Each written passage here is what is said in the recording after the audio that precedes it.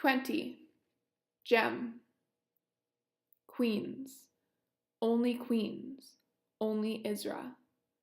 The words repeat over and over as I lie on the hard bed in my cell with my hands propped beneath my throbbing head.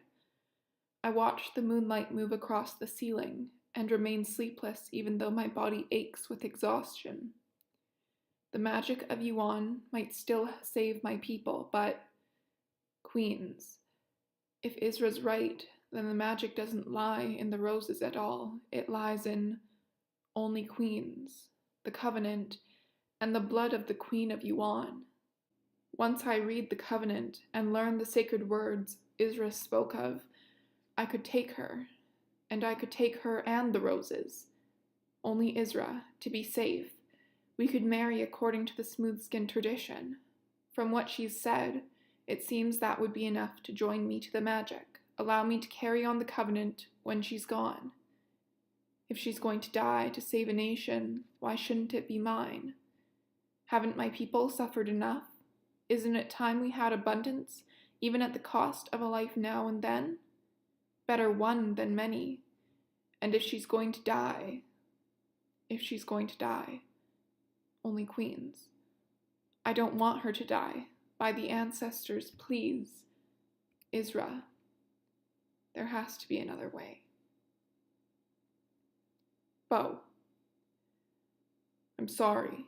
My voice is unnaturally loud in the silent room. My father hasn't said a word for the past half hour. He simply sits there, turned in his chair, studying the moonlight shimmering on the lake outside his window, while I stand at attention before the fire until my shoulders cramp and sweat runs down the valley of my spine. Bubba, please. You aren't a child, he snaps, without bothering to look my way. Stop using childish words. I'm sorry, father, I say. Then, Captain, because I'm not sure which he'd prefer now that I've disappointed him so completely. I shouldn't have told him the truth, but I had to tell. There was no avoiding it. Isra can see, and she wants to know why. I wouldn't be surprised to find her on her father's doorstep first thing in the morning. Father would have known soon enough. Better that he heard it from me. I thought I was doing right by my future wife, I say. That's all. I never meant to defy you. He finally turns to me, but I wish he hadn't. The utter absence of feeling in his eyes makes my heart lurch. He has never looked at me like this, even when he used a switch to express his displeasure with his only son. You disobeyed an order from your father, who is also your superior, and violated the wishes of your former king, he says, every word as crisp as the folds ironed into his uniform. My mother irons his clothes herself. The maids never get the creases quite right, and everything must be exactly right in my father's house. Perfect. If not, everyone under his roof pays the price. That is the definition of defiance. I'm sorry, I stammer again, hating the whine creeping into my voice. Father's right. I sound like a child. It's Isra's fault. I never should have told her about the tea. I should have let her live out the rest of her life in the darkness. What difference will it make, really? Will sight make her happy? And even if it does her happiness matter? The kingdom doesn't require her happiness, only her blood. You're too impulsive, Bo. That isn't a good trait in a king. Father rises from his chair and crosses to stand too close, the way he does when one of his soldiers has stepped out of line. I've seen Father break men with no more than a stern look, but he doesn't stop with a look when it comes to his son. He hasn't struck me in years, not since I joined the military force when I was 16, but I can tell he wants to now. My jaw clenches, my teeth ache. Beads of sweat form on my upper lip, but I'm too afraid to wipe them away. It's best not to move when Father gets this way. You didn't stop to think that she'd want an explanation? He asks, his voice terribly gentle, like the slaughtherer's hand when he takes a sheep tenderly by the scruff of its neck. I swallow. I plan to tell her I heard a rumor. She'll want to know where you heard it. I'll tell her I don't know, I say. That I heard two people talking, but it was dark and, you're a poor liar, he says, watching me like I'm an insect found swimming in his bed pot. The girl isn't a complete fool. She'll know you're deceiving her. She'll decide you're not trustworthy. And what girl wants as a husband a man she can't trust? I'm tempted to tell him Isra has already promised to marry me, as long as I keep quiet about her activities with the Monstrous, but I bite the inside of my lip.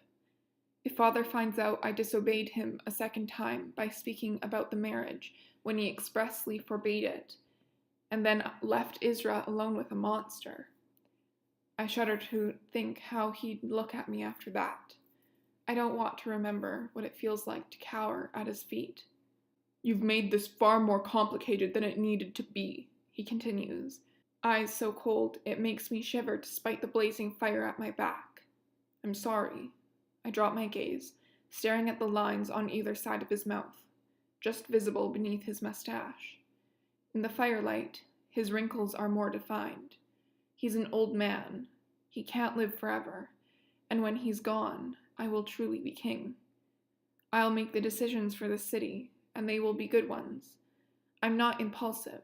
It was affection that made me foolish, but I won't make the mistake of caring for my queen again. Isra isn't worth the trouble. I'll hold my tongue until the day we're married, and then I'll show her how a true ruler gives orders. Yes, well, I suppose we'll have to tell her the truth, Father says, a hint of hard humor in his tone.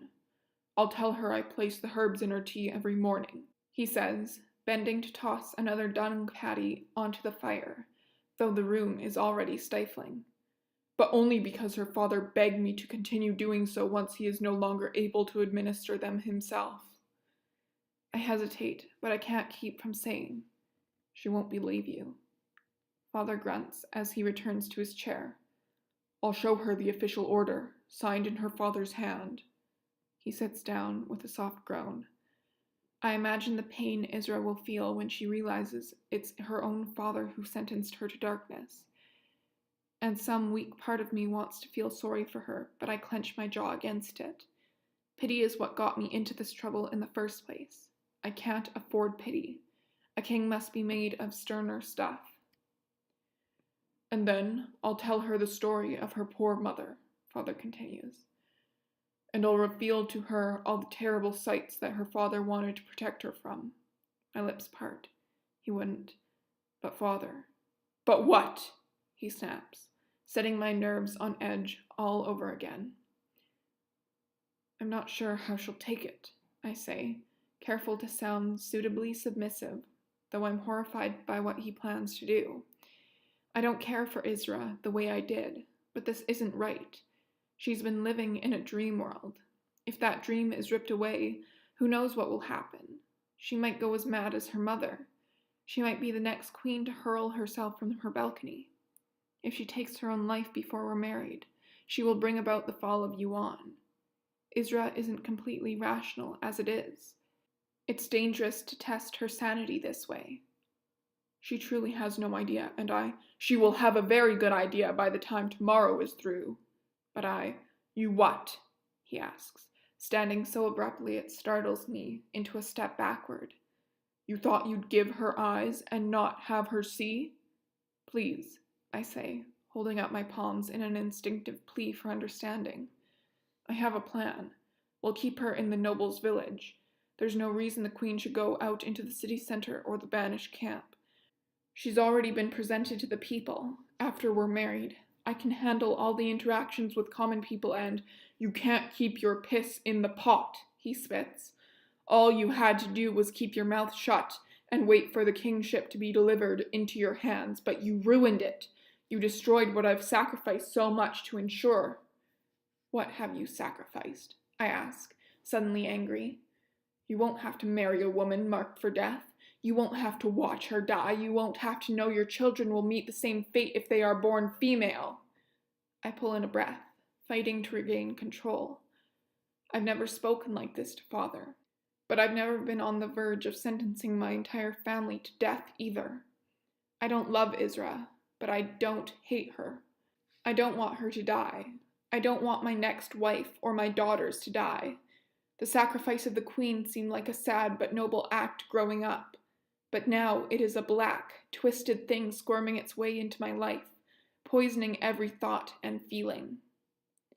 I brace myself, expecting Father to strike me, to shout at the very least, but instead he sits back down in his chair. He sighs, and the rigid lines of his shoulders relax as he bows his head over folded hands. I didn't mean to sound ungrateful, I whisper, not sure what to make of his response. I want to be king. I just never expected it to be so difficult. Maybe Father runs his hands over his head, pushing springy gray hairs back into the smooth black of his braid. Maybe I've made a mistake. No, Father, I say, panicking at the thought of having my new torment taken away. I don't want to be king, but I can't stand the thought of not being king either.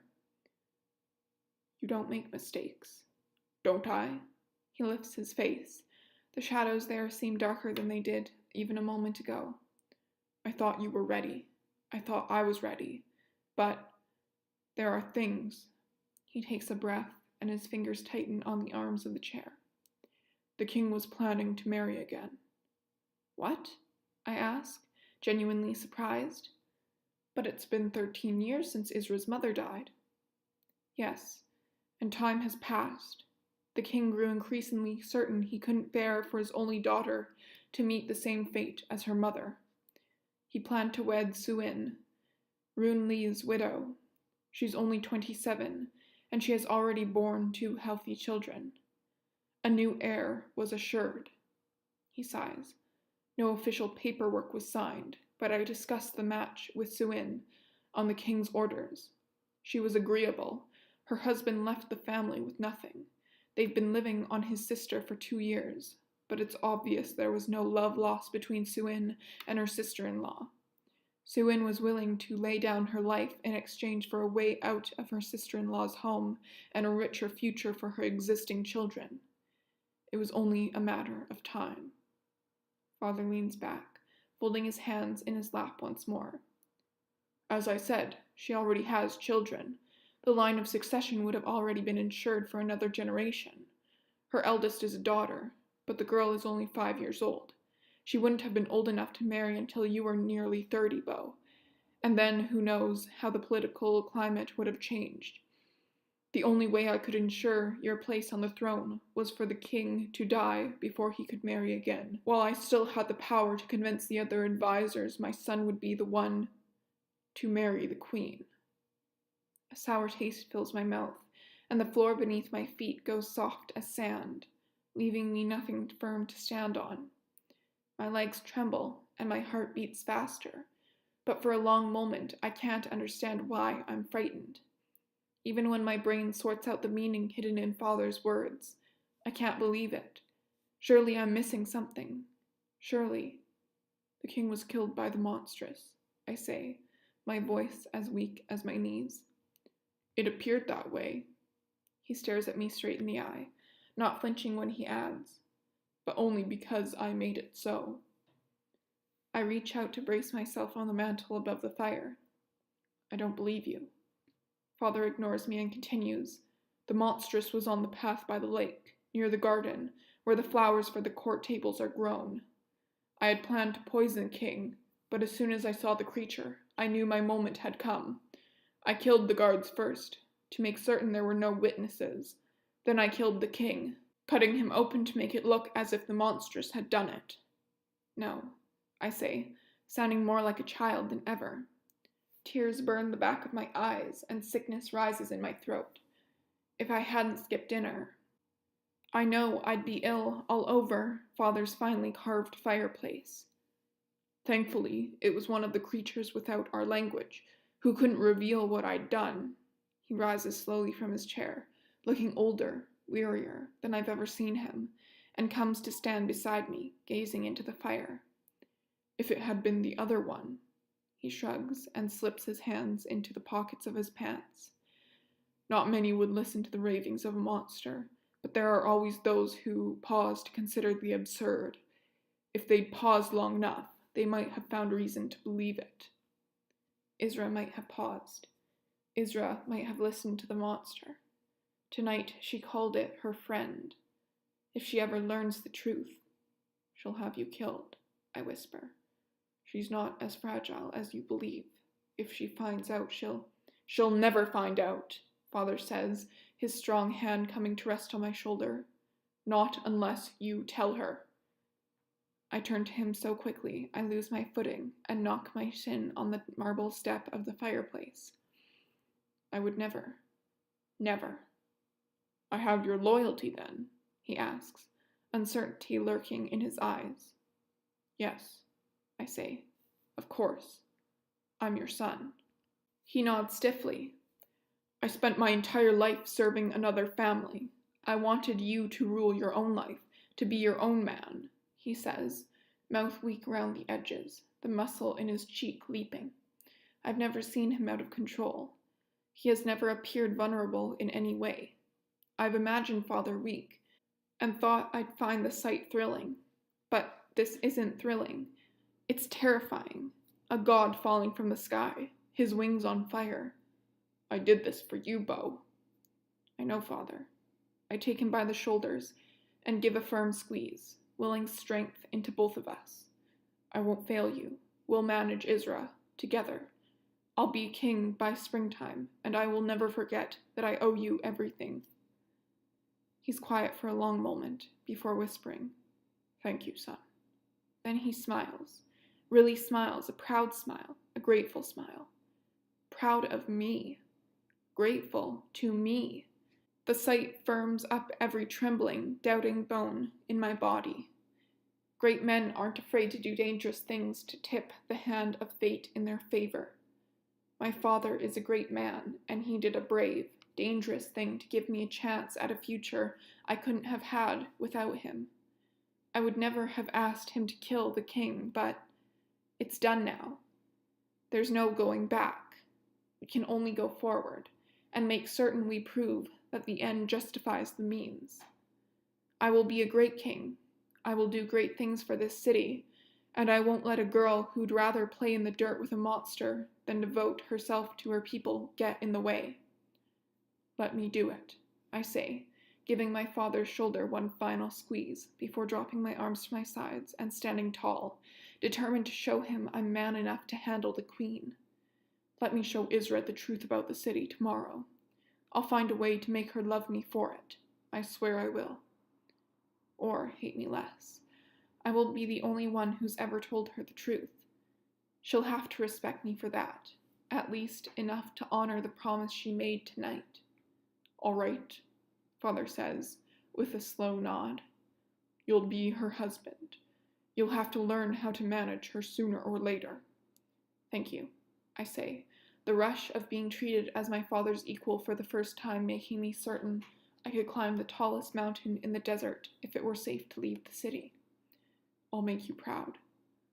He cups my cheek in his hand. His touch feels gentle for the first time in longer than I can remember. I'm already proud. My throat goes tight. I can do nothing but nod in response. Until tomorrow. Father bows. I bow lower, keeping my head tucked to my chest until he has left to join Mother in their bedroom. Even when he's gone, I can feel his faith in me lingering in the air, warming me to the core, making me certain there is nothing I can't do, nothing I won't do to ensure our family's success.